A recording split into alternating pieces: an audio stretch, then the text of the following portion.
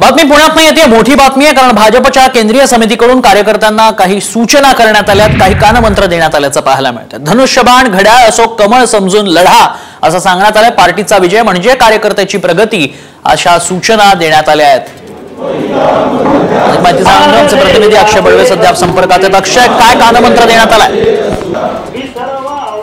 पंतप्रधानांच्या निवडणुका डोळ्यासमोर ठेवत केंद्रीय समितीने मिशन महाराष्ट्र हा भाजपचा सुरू केलेला असल्यामुळे भाजपचे नेते असतील, पदाधिकारी यांना अतिशय महत्वाचा कानमंत्र दिलेला आहे की तुम्ही फक्त कमळ या चिन्हाकडे बघू नका, पण शिवसेनेचं धनुष्यबाण असेल आणि राष्ट्रवादी काँग्रेसचं जे घड्याळ असेल ते देखील कमळच आहे हे समजूनच कामाला लागा आणि जो विजय आहे तो आपलाच होणार आहे।